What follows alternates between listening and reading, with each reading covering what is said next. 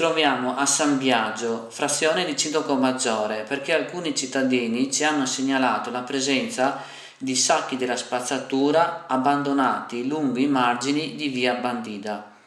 Ci siamo recati sul posto per accertare questa segnalazione. In effetti, come potete vedere dalle immagini, all'interno di questo fosso, mimetizzato tra la vegetazione, c'è il classico sacchetto della spesa dal quale fuoriescono dei rifiuti. Purtroppo un analogo spettacolo si presenta anche sull'altro lato della strada. Qui i sacchetti sono 2.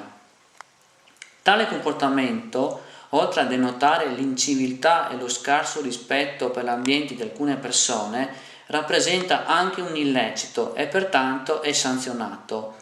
Ma trovandoci in aperta campagna è difficile, per non dire impossibile, che la polizia locale riesca a cogliere in flagranza di reato chi abbandona i rifiuti.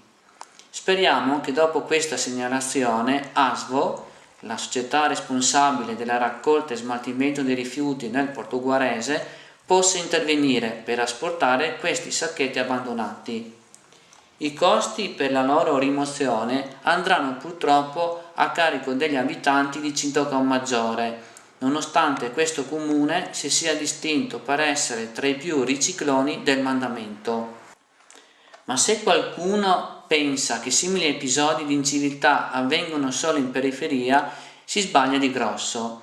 Stamani, nel centro storico di Portogruaro, dopo che gli addetti ASVO avevano fatto la raccolta porta a porta in Borgo San Giovanni, è comparso un misterioso sacchetto nero della spazzatura.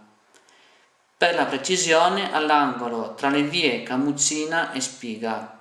Nonostante la zona sia trafficata da cittadini che percorrono la pista ciclopedonale di via Camuccina da e verso il centro storico, qualcuno è riuscito ad abbandonare un sacchetto della immondizia. Nemmeno il cartello che segnala la presenza di un sistema di videosorveglianza ha fatto da deterrente alla inciviltà di alcune persone.